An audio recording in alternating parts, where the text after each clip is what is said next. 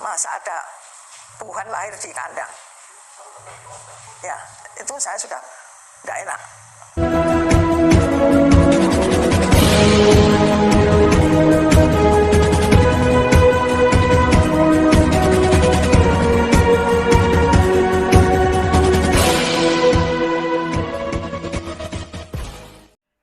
Ya, shalom teman-teman semua, dimanapun kita berada pada saat ini, kiranya kita tetap berada dalam keadaan sehat, dan apapun yang merupakan aktivitas kita sepanjang hari ini, kiranya Tuhan Yesus memberkati.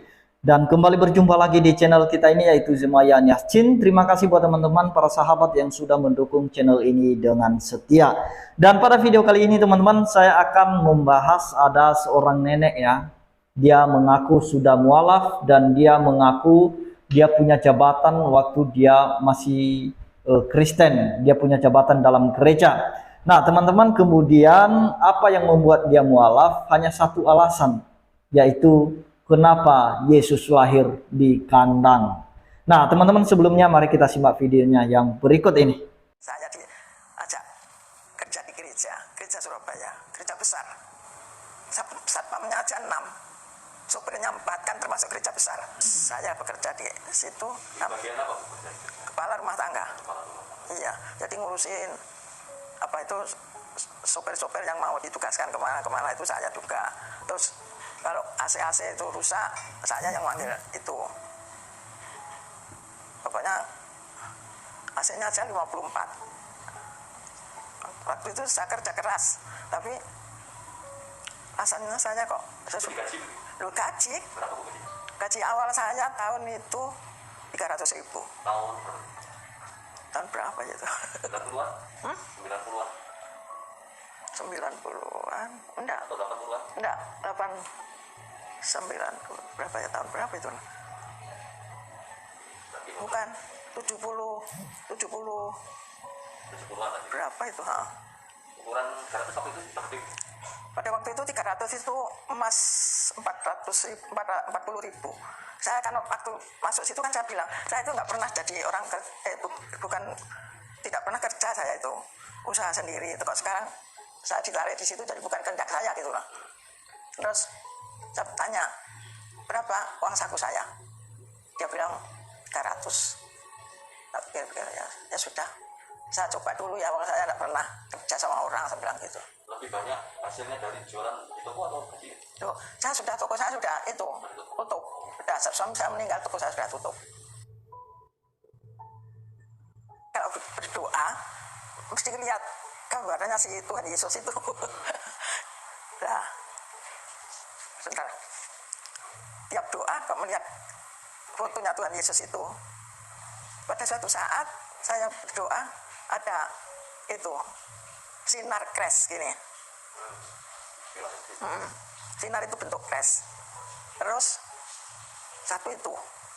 Kedua, masa ada Tuhan lahir di kandang. Ya, itu saya sudah tidak enak. Tuhan lahir di kandang. Nah itu. Terus saya tanya sama penginjil sana, Bu, saya kok lihat berdoa biasanya lihat Yesus, kok sekarang lihat itu sinar tapi kres. Loh, apa Bu? Gak ada Tuhan, dia bilang gitu. Loh, ya saya tanya toh, kok jadi gitu? Kres itu kan artinya nggak boleh. Terus kira-kira 1 tahun saya minta keluar itu nggak boleh karena saya dianggap bisa memegang itu pekerjaan itu. Wow, luar biasa kesaksian seorang nenek yang sudah mualaf ini. Dimana teman-teman, dia mengaku sebagai seorang mualaf dan dia juga dipercayakan di gereja besar ya. Lihat tadi 6 orang satpamnya dan 4 supirnya, dan AC gereja itu 54. Lumayan besar gereja di Surabaya itu teman-teman. Dan dia belum menyebut merek gerejanya apa. Nah teman-teman, saya kurang tahu apakah dia benar-benar sudah mualaf ya, karena ini saya ambil dari channel saudara kita Muslim, dan saya lihat seperti biasanya pasti ini adalah sebuah settingan yang diatur oleh admin channel tersebut. Yang kedua teman-teman, ketika dia berkata, kok Tuhan lahir di kandang ya? Dan di situ dia mulai nggak enak katanya. Dan dia bertanya kepada penginjil-penginjil di situ. Dia berkata, biasanya kalau berdoa itu melihat Yesus atau gambar Yesus, menghadap gambar Yesus. Dan penginjil itu menjawab katanya, tidak ada Tuhan katanya. Apakah benar seperti itu teman-teman? Hanya Tuhan yang tahu dan dia sendiri apakah benar kesaksian itu. Yang saya mau tanggapi di sini ketika dia berkata, kenapa Tuhan lahirnya di kandang? Kenapa bukan di istana?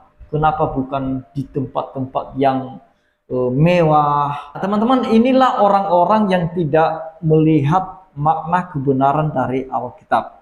Kenapa Yesus itu harus lahir di kandang? Nah, kita sudah melihat dan bisa kita baca nanti di kelahiran Yesus ya. Waktu Maria mengandung aja dan Yesus mau lahir, tidak ada yang menerima mereka di rumah.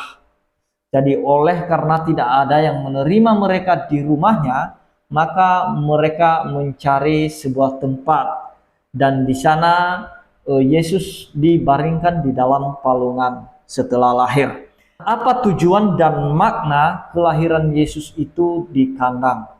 Jadi teman-teman, ini memberikan satu peringatan bagi kita, makna rohaninya, bahwa Allah dari tempat yang paling mulia, tidak ada yang lebih mulia dari situ.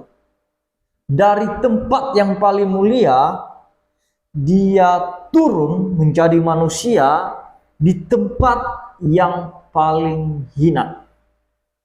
Kandang itu merupakan suatu tempat yang kotor, yang memang tidak layak manusia menginap di situ, di mana tidak layak manusia menjadikan itu sebagai rumah. Namanya kandang, pasti kotor. Jadi jelas teman, kalau kita ambil maknanya bahwa Yesus yang dari tempat kemuliaannya, dia turun ke tempat yang paling hina. Kenapa? Karena kasihnya. Hina itu bicara dosa manusia. Nah, jadi manusia itu sudah berbuat dosa sejak dari dulu dan sudah terhina dari dulu karena dosa. Sudah kotor dari dulu karena dosa. Yesus yang dari tempat yang paling mulia itu datang ke dunia ini, di mana dunia ini merupakan tempat orang-orang berdosa. Karena begitu besar kasih Allah akan dunia ini, sehingga ia telah mengaruniakan anaknya yang tunggal, supaya setiap orang yang percaya kepadanya tidak binasa melainkan beroleh hidup yang kekal.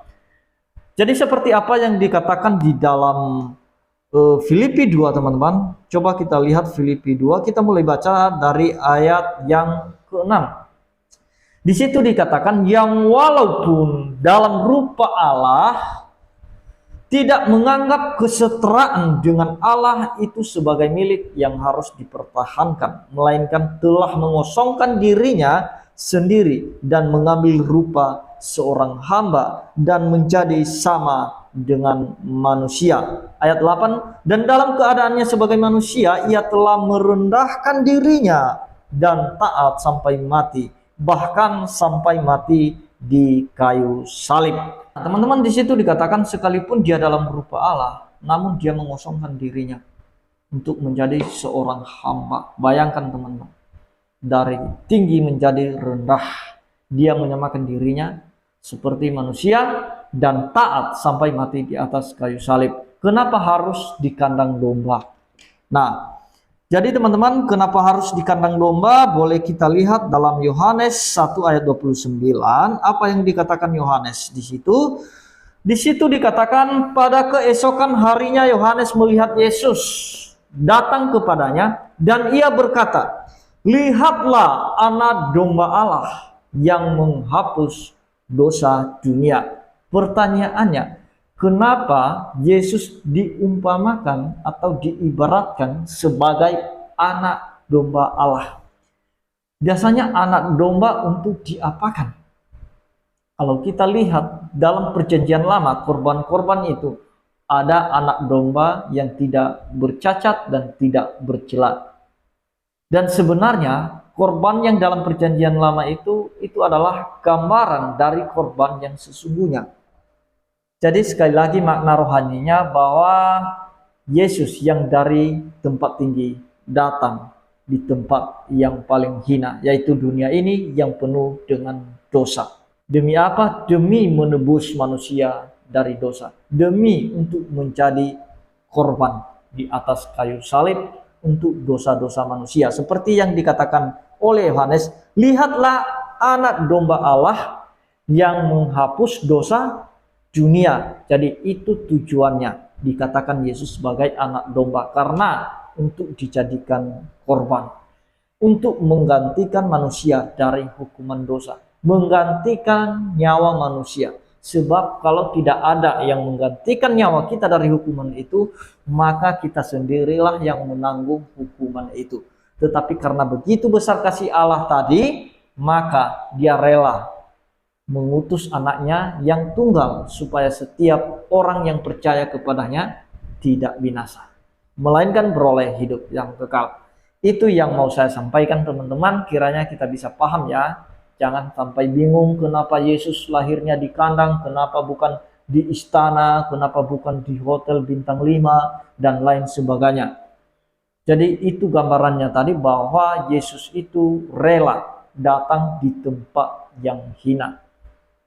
Rela datang di dunia ini, di mana dunia ini tempat manusia berdosa, tempat manusia yang terhina karena dosa-dosa mereka.